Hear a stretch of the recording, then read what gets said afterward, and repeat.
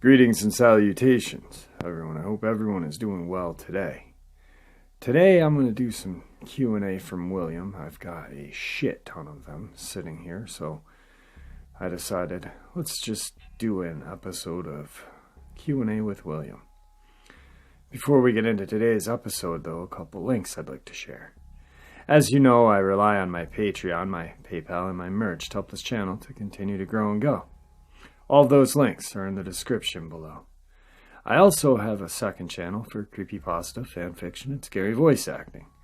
Stories that really don't fit on this channel. Now, if that's anything you're into, follow that link and give those stories a listen. You may just like what you hear. Now, I've definitely taken enough of your time, guys. Let's get on with today's upload. Shall we?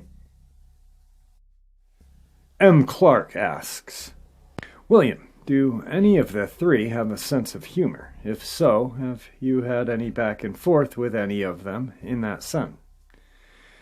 Do they have howls or sounds for any specific times of the day or year? Do they understand time as we know it, as in our calendar? Has any bred program or wild ever worn clothes?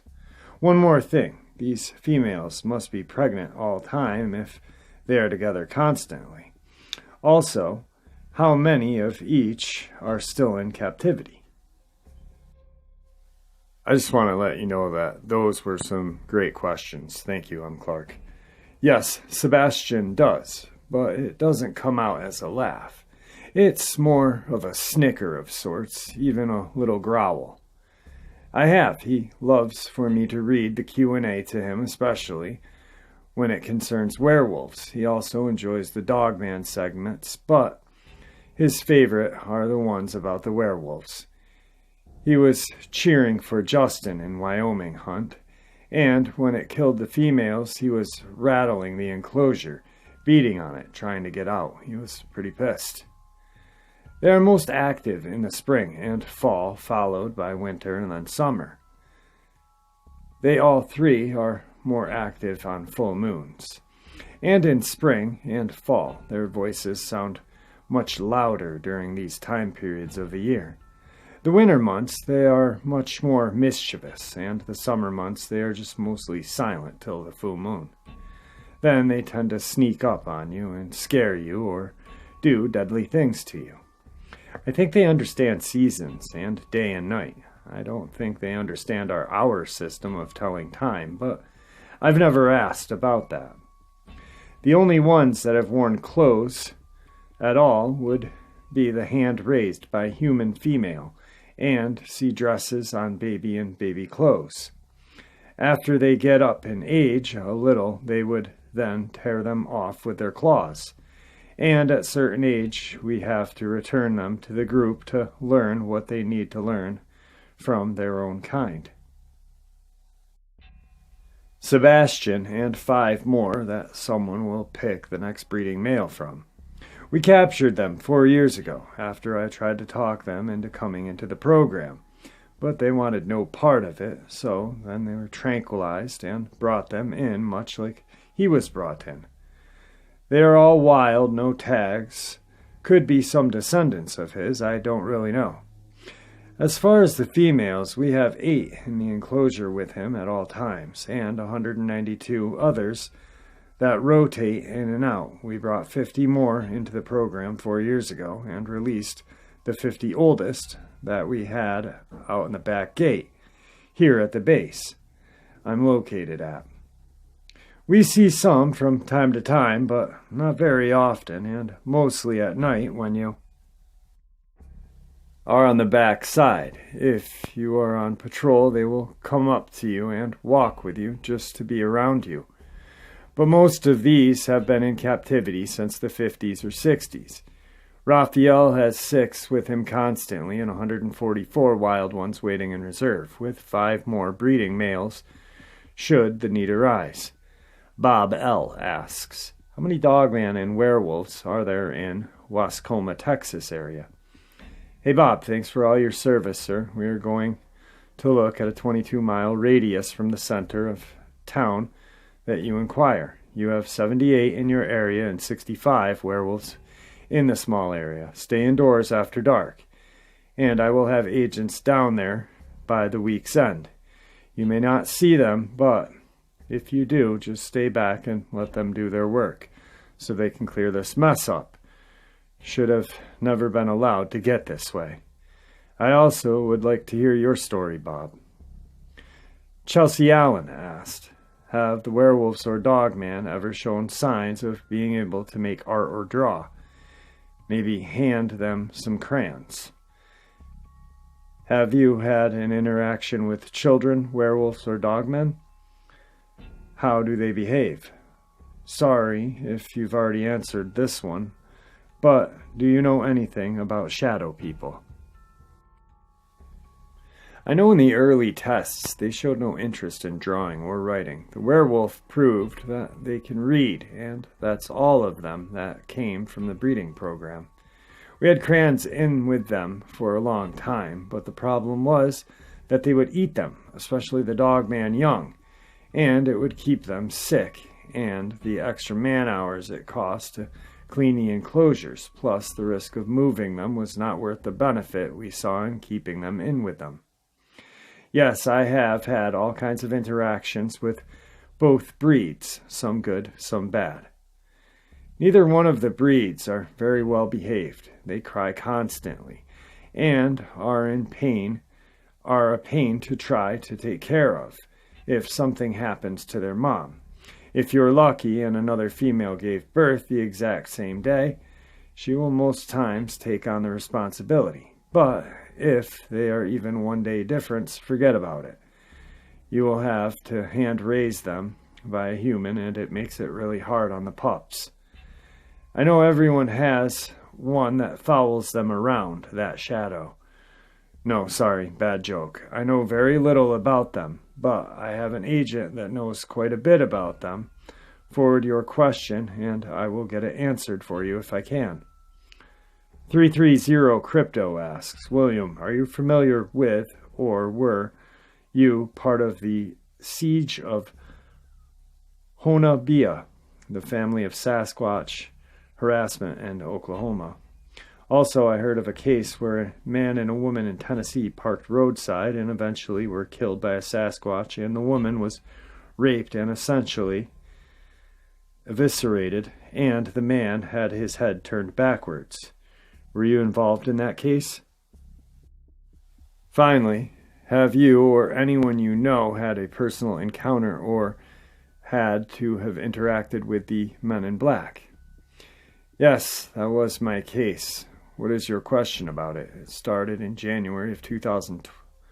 And about this case, sorry, but you're going to have to be more pointed in your questions, as I may or may not be able to have the liberty to answer them. And please don't say, tell me what you can on this case. I will answer back, just send these questions straight to Jeff.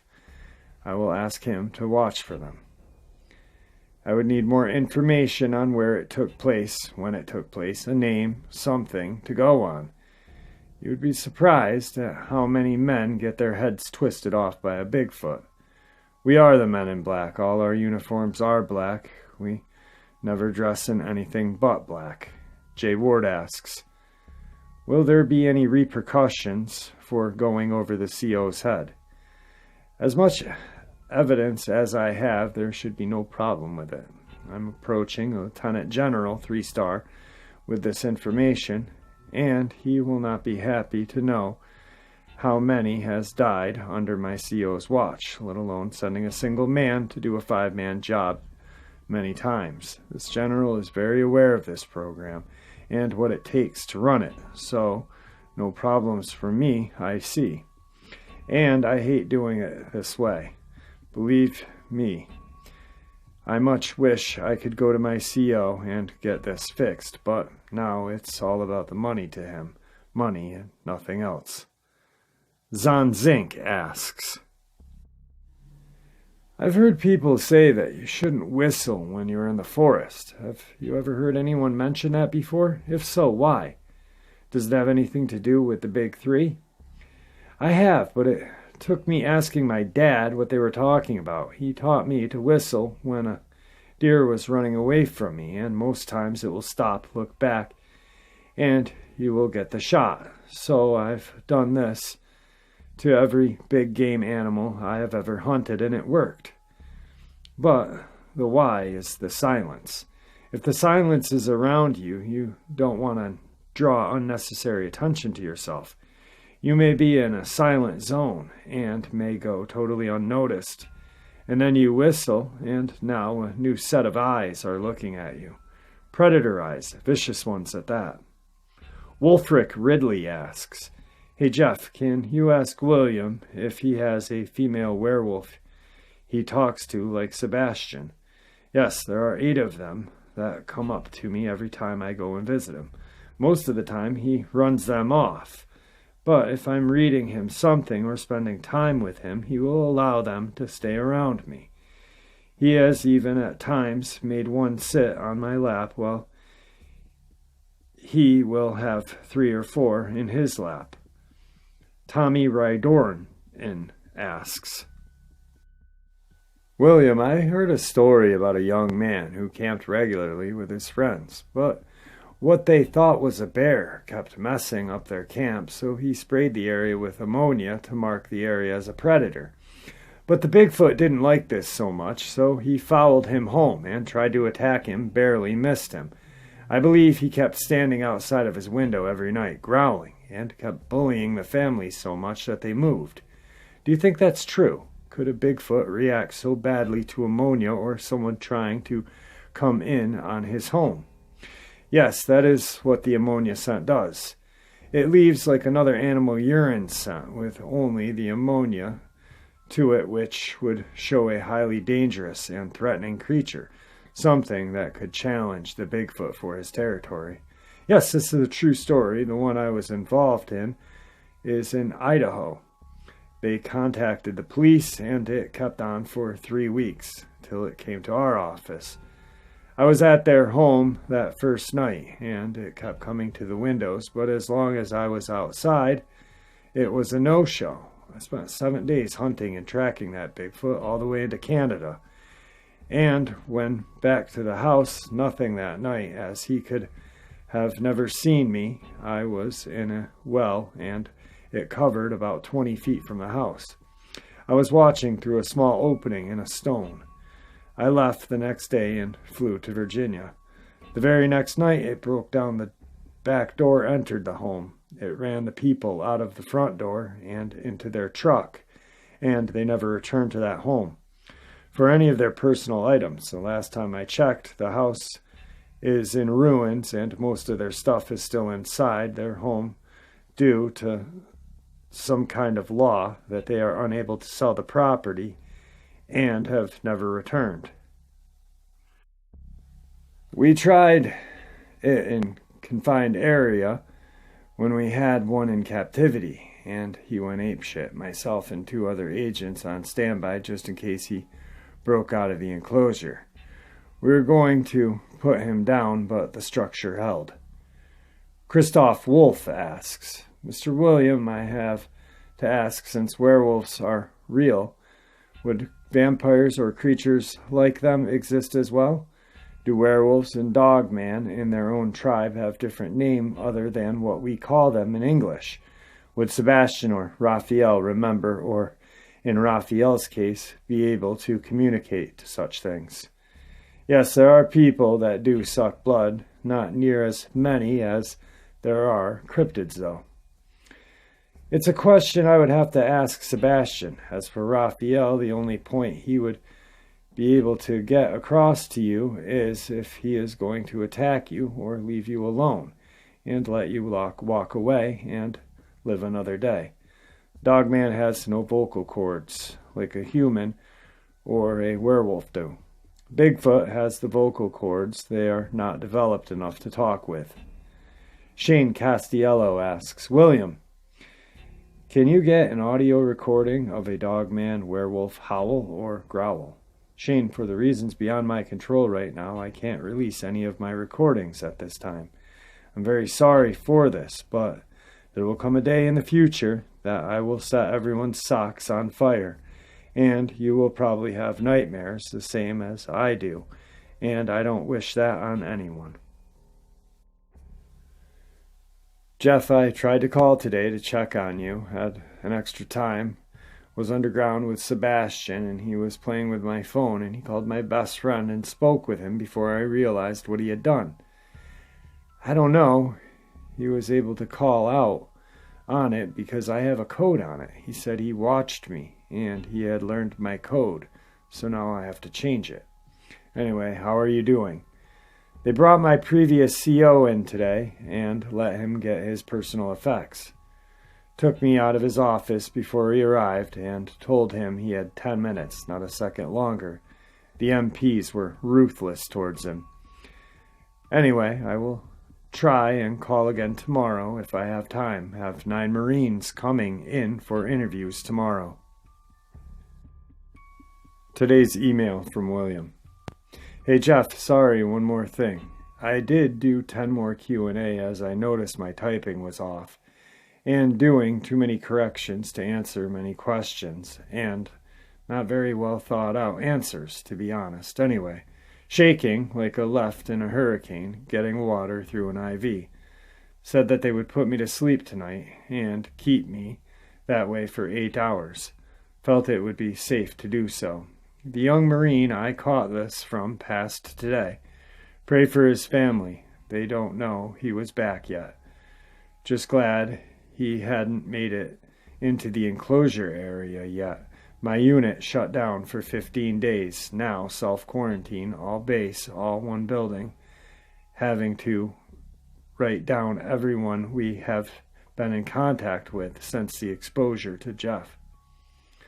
Sanitized our building today and going to do it again tomorrow, just to make sure.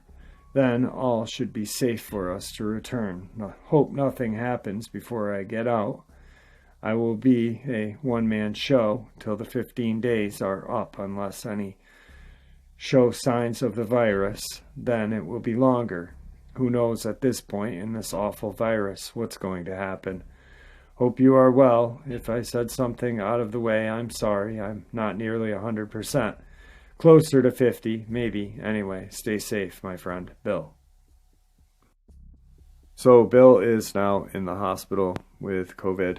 The Marine he was interviewing, one of the 9, had it, and in a bad way. And right now I don't know what's going on. Last I knew, he emailed me about an hour ago. He was going to get some sleep. They were medically inducing him to sleep, and hopefully I get some information tomorrow from him. I know I will either email him or text him tomorrow and see what's going on and see how he's doing. Anyway, on to the Q&A. Angelique Willie asked, David Paul Dees told of a young child who went missing and was found in a near perfect health. The child spoke of a big wolf who gave her huckleberries from its hand to eat. Do you know anything about this story? Also, why would it have saved her and not just left her to die? Or worse yet, killed her? Yes, I'm aware of this story, and I find a lot of truth in it. I could be wrong, but wasn't it described as a big hairy man? Either way, he was talking about a Bigfoot, as they loved children and would just about risk one of their own to save a human small child. Why this is a mystery to me and to all of us who hunt these monsters. They would never hurt a child, let's say 8 or under, and I'm guessing at that. The youngest child I know of that was killed by a Bigfoot was 13, and he looked much older than that. He also was deer hunting with his stepdad and had gone out on his own because his stepdad was drunk and unable to go with him. So he had a gun in his hand and was not ready for what he saw, but most are not ready for that experience. Sergelia Cosmin asks, sorry for the massacre. Hey William, can you tell us more of the history of the werewolf that Sebastian told you? I just made myself a note in my day planner to ask Sebastian about this again. It has been 15 years or more since I sat down with him and talked with him about his. Please remind me again once I get out of the hospital to do this, because I do count on my memory an awful lot to do things and don't look at my planner as often as I should. It gets quite lengthy at that, so please remind me again.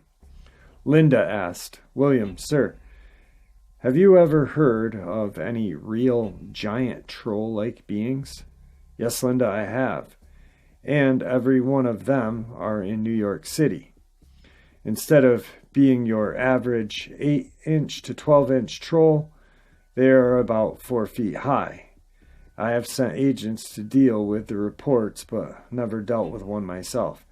Actually, I have never read one of the reports myself. That was all left up to my former CO. I would need to read a report to give further details. I'm sorry, Linda. Bethany M. asked, how do you call them Dogman Werewolf back to Virginia?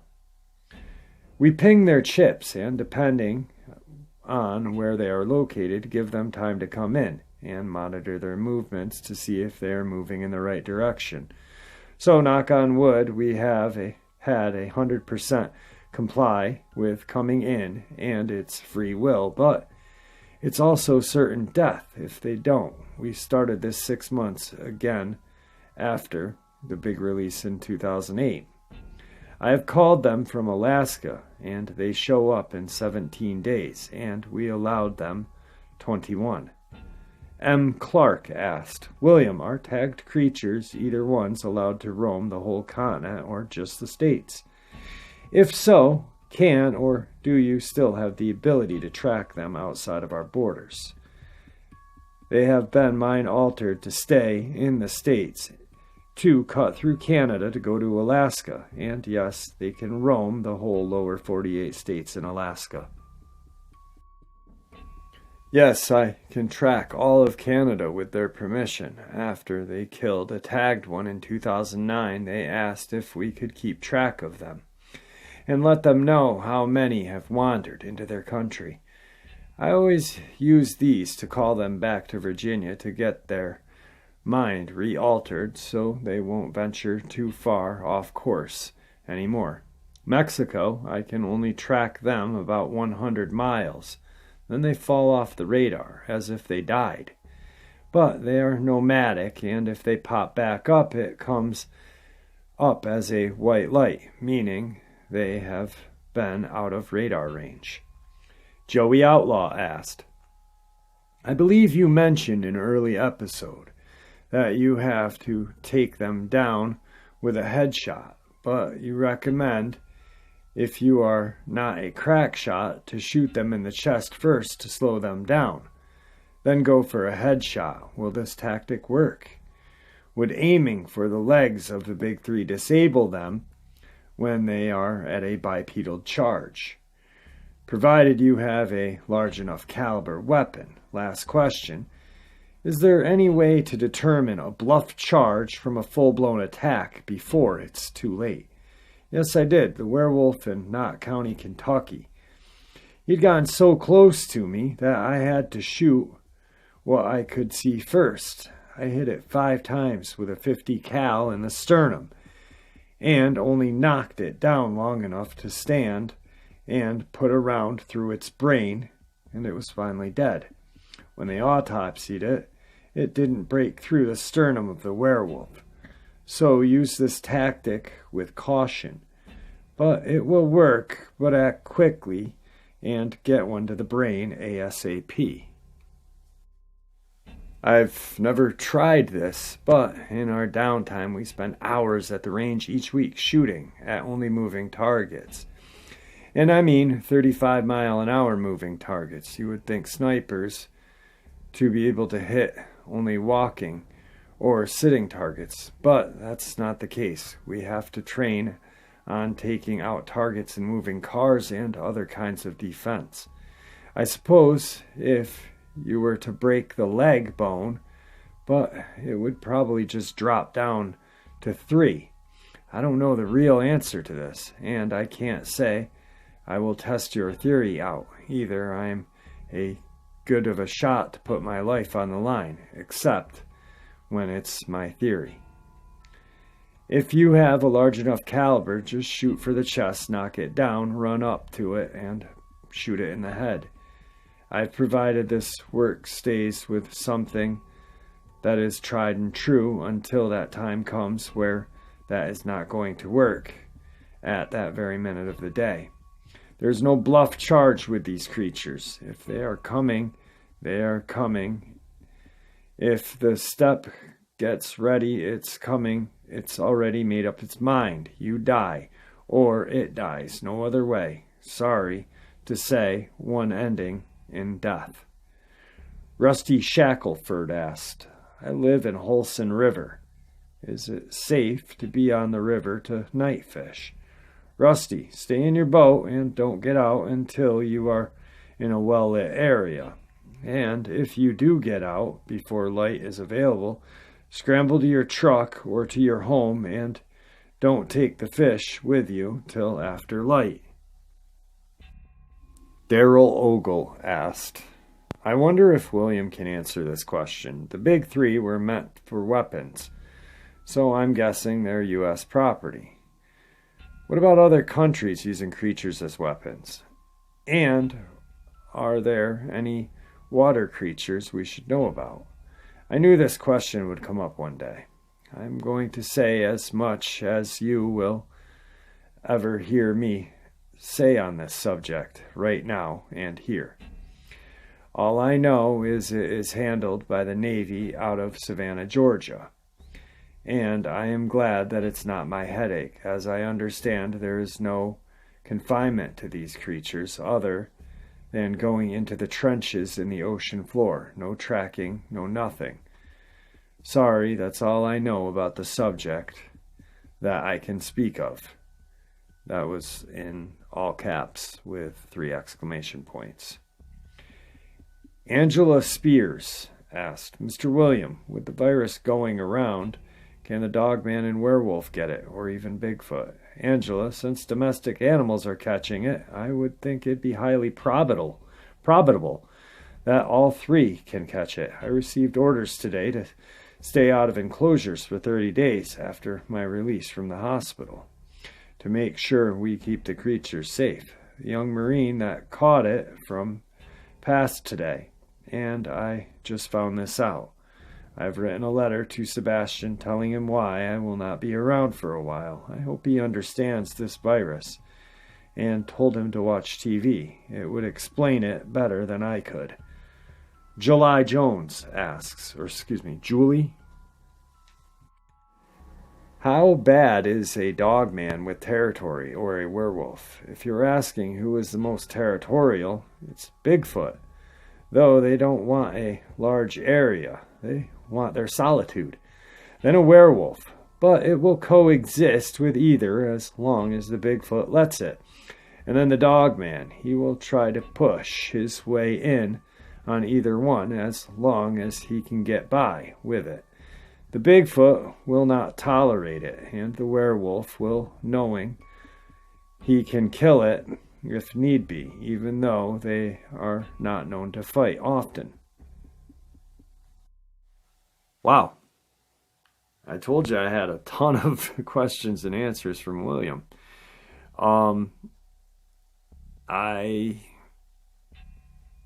You know what? I got something else I want to share. And then we'll do the outro. August 1st, 2018, near Mammoth Cave National Park, Highway 728, Edmonson County, Kentucky. I was coming home from a golf course I work at. It was just after dark on Highway 728, Nolan Dam Road, just after Briar Creek Road, when I saw something white on the left side of the road. I thought to myself it was a goat. Then I thought maybe it was just a dog, but then I got closer, and I saw it was on its hind legs. It was tall, maybe 6.5 feet tall, and solid white. It looked like it was well groomed, but I think it was in some sort of fear relax, because it never moved, and its face was stuck in a snarl or grimace. I did notice large canines, and its tail was showing above its head and bent like a monkey's. It had beautiful fur and a pinkish tan face. But I didn't notice the eyes. It had a muscular legs, not like a man's, and a lean torso. I didn't notice the ears, as I was on my way home and didn't think to stop, plus it was big and menacing. I didn't think about it again until the next day. And at first I thought it just could have been a dog. Outro time. Just a little interesting encounter I stumbled across. Wanted to share with you guys. A lot of Q&A from William today. I pray that he feels better. Like I said, I'll reach out to him tomorrow. Hopefully he can give me a call and we can talk for a little bit. I am going to be trying to put as many encounters out every day. As a lot of you guys know, I'm back in the wheelchair. Really did some damage to my feet after the surgery. I should have been relaxing a lot more, and didn't really do all of the physical therapy sessions that I was supposed to. I went to 3.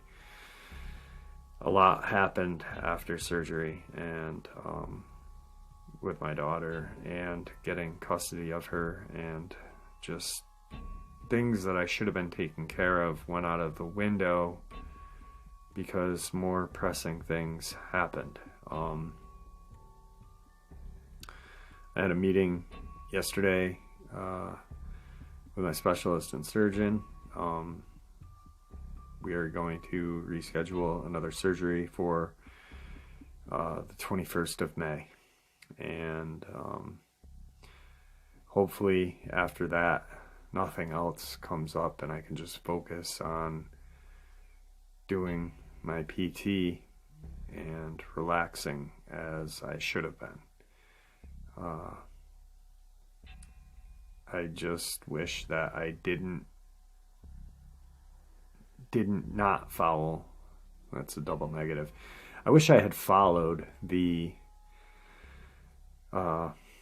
release orders, and I wouldn't be where I am at now.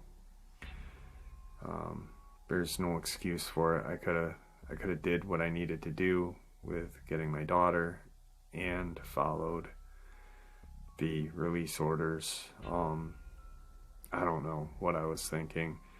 I was just excited that the pain, I knew something was weird because a lot of the pain was gone, but there was still a lot of numbness, and then the numbness went away, and then there was still pain. It was a lot less than I was used to. So I thought it was, a success, but I don't know. I just know that this time I'm definitely going to follow the rules of the procedure and hopefully get clearance to go out into the field this summer. I've got some equipment that I want to use that I've just been sitting on in my studio room here, and I want to do some first-hand exploration videos. I'd just like to get, some die-hard videos out for you guys instead of these narrations, just to kind of step up the game a little bit. But I don't know. So that's why I was down yesterday and the day before, because just everything just kind of got to me, and I only have myself to blame. So I don't know. Let's keep William in our prayers, and let's keep everybody, let's just, say a little prayer for everybody today, and pray that everybody's okay, even if we don't like them, That way our higher power looks down on us and says, I'm going to keep you safe today too, for looking out for others. And with that, I want to bid you guys farewell.